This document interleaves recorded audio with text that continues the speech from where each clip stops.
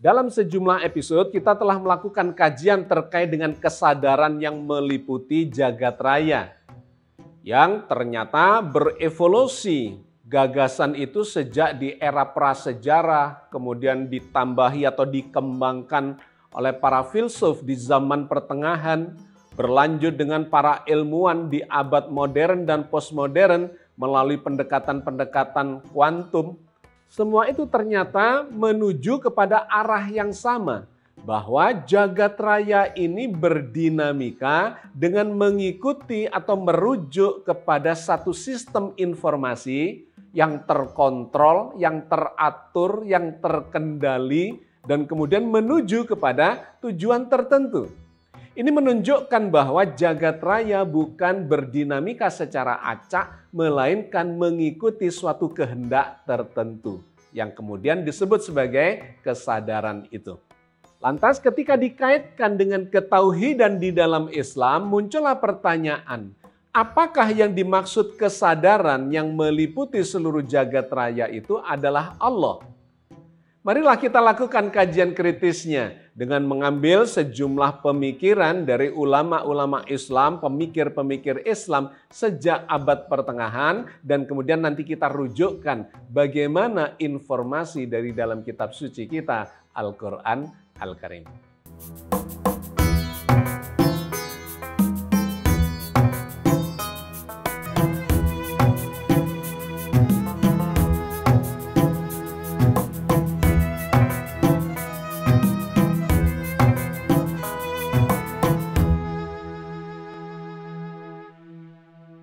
Assalamualaikum warahmatullahi wabarakatuh. Alhamdulillah wassalatu wassalamu ala rasulillah la haula wa la quwata illa billah.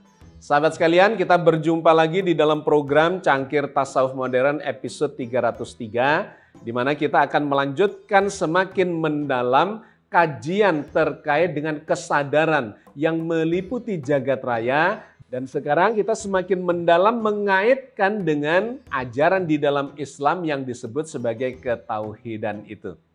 Mari kita mulai kajian kita secara mendasar dari definisi terkait dengan apa yang disebut sebagai kesadaran itu. Asal katanya adalah sadar, di mana sadar itu masuk kategori kata sifat atau kata keadaan. Dan ketika diberi imbuhan ke dan an sehingga menjadi kesadaran, dia menjadi kata benda.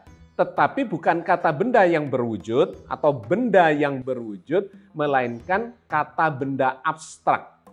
Semacam bahagia menjadi kebahagiaan. Bahagia adalah kata sifat, kata keadaan, tetapi kebahagiaan adalah kata benda yang tidak berwujud, yang abstrak. Atau derita menjadi penderitaan. Itu adalah kata benda tetapi abstrak, tidak berwujud. Maka kembali kepada kesadaran, kesadaran itu memang kata benda tetapi sesungguhnya merujuk kepada kata keadaan. Keadaan sifat. Di mana ini akan melekat sesungguhnya kepada sesuatu yang lebih substansial. Maka kalau kita definisikan apa itu kesadaran, kesadaran adalah satu kondisi, satu keadaan di mana sesuatu yang hidup dia bisa merasakan, bisa memahami, bisa menyadari, kemudian bisa merespon segala sesuatu yang terjadi baik pada dirinya sendiri maupun yang terjadi di sekitarnya. Jadi sesungguhnya kesadaran itu bukan merujuk kepada entitas atau sosok, melainkan dia merujuk kepada sifat dari sosok atau sifat dari sebuah entitas. Nah, ini menjadi menarik ketika dikaitkan dengan realitas alam semesta yang digambarkan memiliki kesadaran. Jagat raya dari kajian yang sudah kita lakukan ini disepakati atau disimpulkan dengan sangat kuat tanda-tandanya menunjukkan bahwa jagat raya itu memiliki kesadaran. Atau ada yang mengatakan diliputi oleh kesadaran. Jadi sesungguhnya adalah dua hal yang berbeda.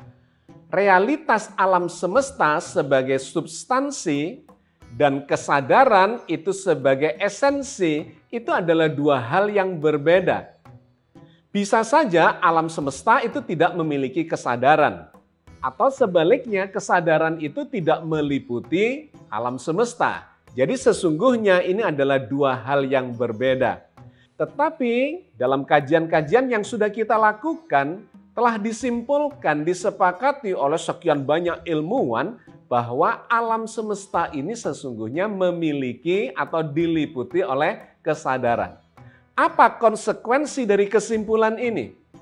Maka konsekuensi dari kesimpulan ini yang pertama adalah ketika dikatakan alam semesta memiliki kesadaran, maka kita harus membangun kesimpulan bahwa sesungguhnya alam semesta yang berkesadaran itu adalah entitas yang hidup.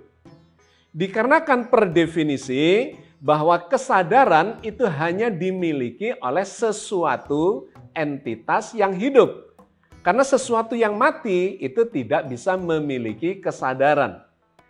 Ketika kesimpulan kita mengatakan bahwa alam semesta memiliki kesadaran, itu sama saja dengan mengatakan bahwa alam semesta ini sesungguhnya hidup. Dengan kata lain, kesadaran itu sudah melekat inheren dengan alam semesta. Kesimpulan seperti inilah yang dianut oleh faham panteisme, di mana mereka mengatakan bahwa jagat raya inilah sendiri yang memiliki kesadaran dan dia hidup dan dia memiliki kehendak dan kemudian melakukan atau terjadilah dinamika pada alam semesta itu menuju tujuan tertentu seperti dikehendaki oleh alam itu sendiri. Ini adalah kelompok yang pertama yang mengatakan bahwa alam semesta memiliki kesadaran yang melekat, yang inheren dengan substansinya. Sedangkan kelompok yang kedua adalah pendapat yang mengatakan bahwa kesadaran itu tidak inheren di dalam alam semesta itu sendiri, melainkan berasal, bersumber dari sesuatu yang ada di balik alam semesta itu, tetapi meliputi seluruh jagat raya atau alam semesta. Ini adalah kelompok deisme yang menunjuk kepada keberadaan Tuhan, di mana Tuhan itu tidak sama dengan alam semesta itu sendiri. Jadi kita punya dua kelompok besar dalam pemikiran terkait dengan kesadaran itu. Kelompok yang pertama yang menggambarkan alam semesta itu sendirilah Tuhan. Tapi kelompok yang kedua, alam semesta ini berkesadaran dikarenakan diberi kesadaran oleh Tuhan yang menciptakannya. Nah, menariknya konsep di dalam Islam terkait dengan ketuhanan ini ternyata tidak berada di titik ekstrim dari keduanya itu.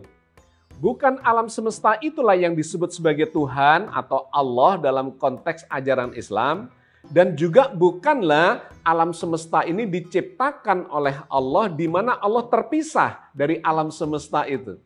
Tentu saja ini adalah satu konsep yang sangat menarik yang berada di antara pertengahan antara keduanya itu. Di dalam Islam, alam semesta itu adalah makhluk yang diciptakan oleh Allah. Tetapi alam semesta itu berdinamika melalui satu sistem informasi yang kemudian disebut sebagai kesadaran yang bersumber dari Allah, yang bukan alam semesta itu melainkan satu entitas hakikat yang lebih besar dari itu yang meliputi seluruh alam semesta yang diciptakannya. Maka kalau kita merujuk kepada pemikiran-pemikiran dari ulama-ulama Islam atau tokoh-tokoh pemikir Islam terkait dengan ketauhidan ini, kita bisa mendapatkan ada satu dinamika gagasan yang menarik, yang berkembang tetapi sesungguhnya semuanya berujung atau bersumber dari dalam Al-Quran Al-Karim, di mana ujung-ujungnya adalah mengatakan bahwa bukan alam semesta itu sebagai Tuhan, melainkan alam semesta itu diciptakan oleh Tuhan yang meliputi alam semesta itu.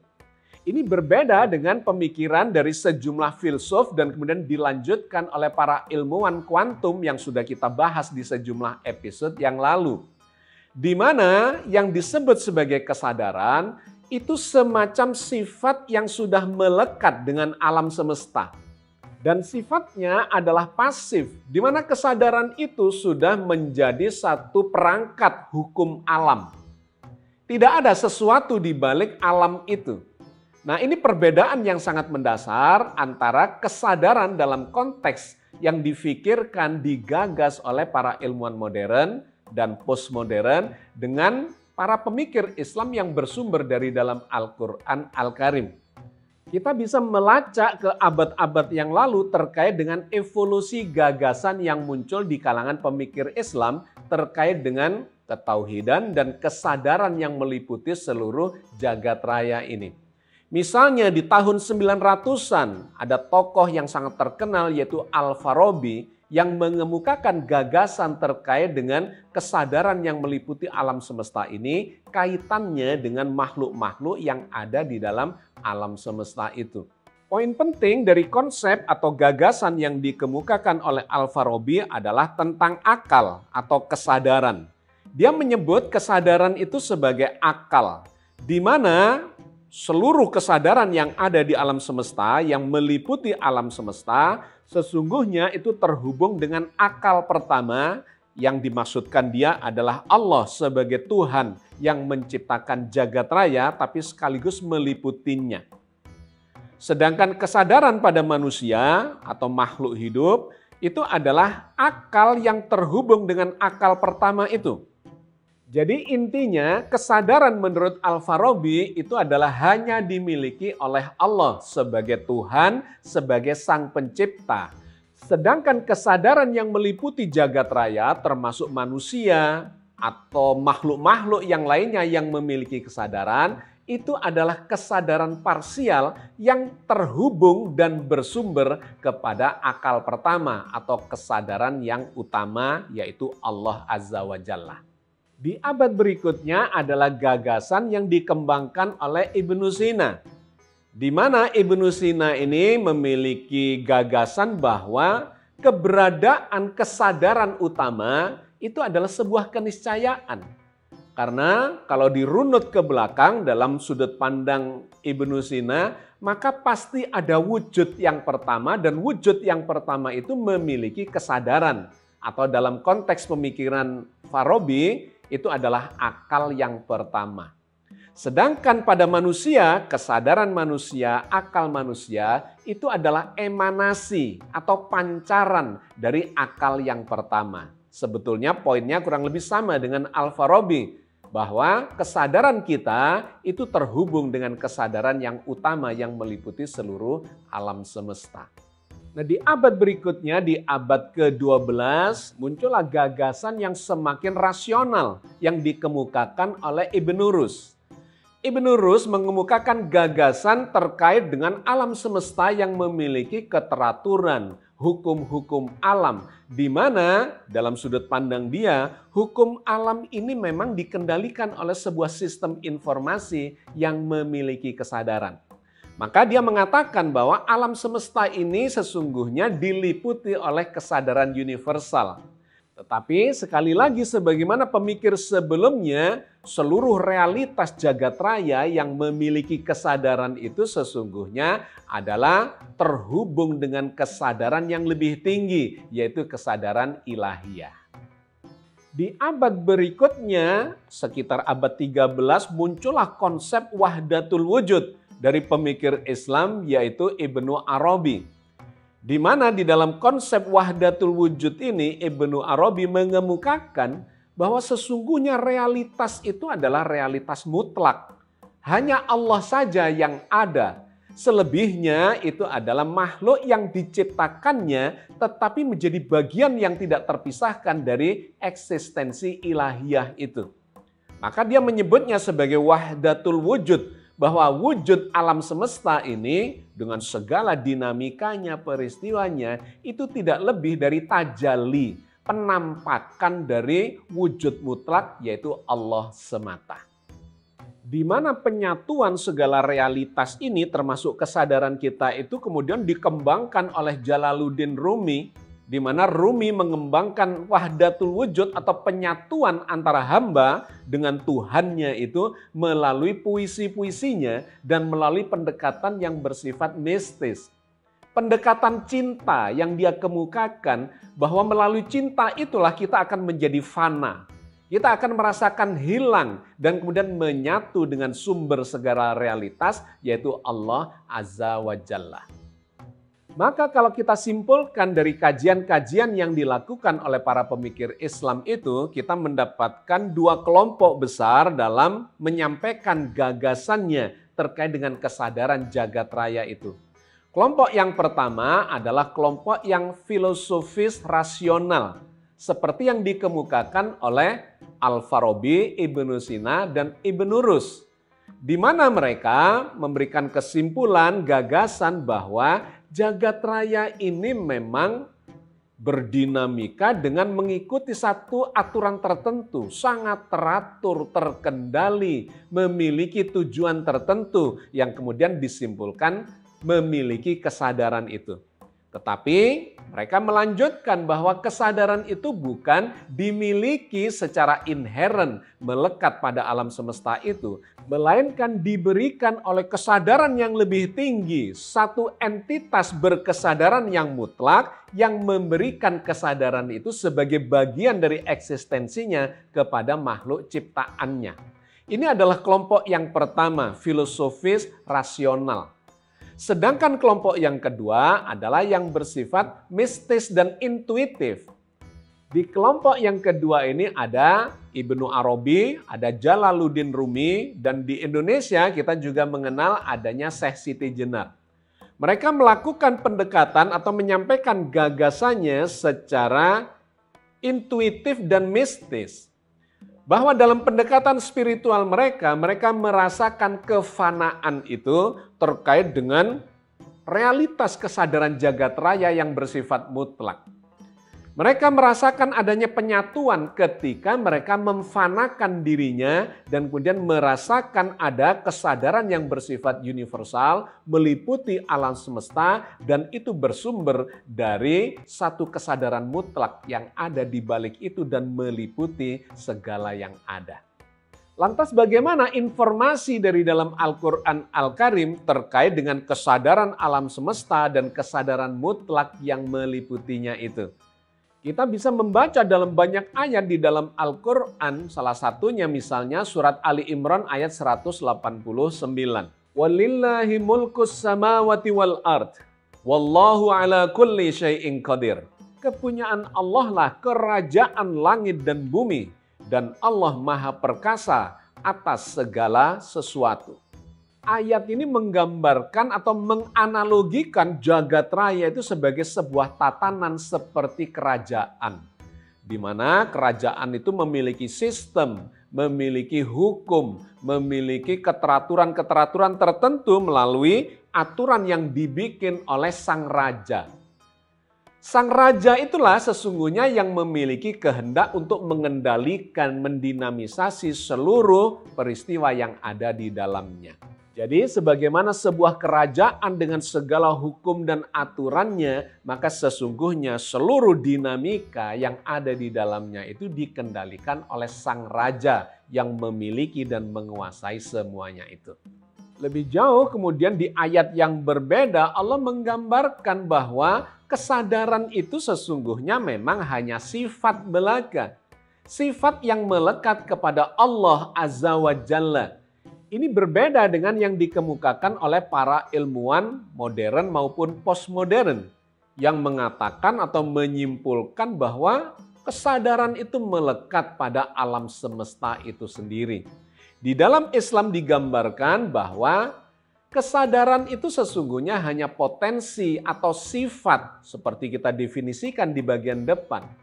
Kesadaran hanyalah sebuah sifat yang oleh Al-Quran dilekatkan atau digambarkan melekatnya adalah kepada Sang Pencipta yang menciptakan segalanya. Dialah yang memiliki sifat-sifat yang kemudian itu membentuk sebuah kesadaran atau yang kita sebut sebagai kesadaran.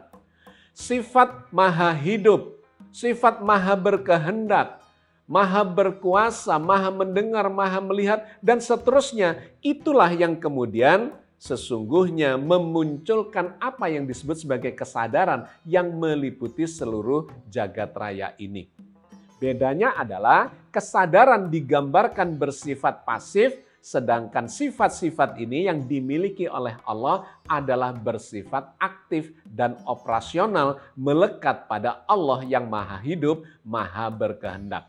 Maka di dalam surat Al-Hasr ayat 22-24 digambarkan tentang sifat-sifat Allah yang kemudian disebut sebagai sesuatu yang berkesadaran itu. Wallahul ladzi la ilaha illahu alimul ghaibi wasyahadah warrahmanur rahim.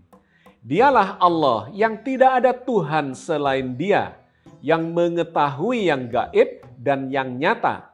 Dialah yang maha pemurah lagi maha penyayang. Wallahul ladzi la ilaha illahu al-malikul quddusus salamul mu'minul muhaiminul azizul jabbarul mutakabbir subhanallahi amma yusyrikun. Dialah Allah yang tidak ada Tuhan selain Dia, Raja yang maha suci, yang maha sejahtera, yang mengaruniakan keamanan, yang maha memelihara, yang maha perkasa, yang maha berkuasa, yang memiliki segala keagungan. Maha suci Allah dari apa yang mereka persekutukan. Wallahul khaliqul bari'ul musawwiru lahul asma'ul husna. Yusabbihu lahu ma fis samawati wal ard wa huwal azizul hakim. Dialah Allah yang menciptakan, yang mengadakan, yang membentuk rupa, yang mempunyai asma'ul husna. Bertasbih kepadanya apa yang di langit dan di bumi, dan dialah yang maha perkasa lagi maha bijaksana. Sahabat sekalian, saya kira kita cukupkan kajian kita sampai di sini terkait dengan kesadaran yang meliputi alam semesta. Sesungguhnya itu adalah perwujudan dari sifat-sifat Allah belaka. Dialah Allah yang menguasai seluruh jagat raya, Allah Azza wa Jalla. Billahi taufiq wal hidayah. Assalamualaikum warahmatullahi wabarakatuh.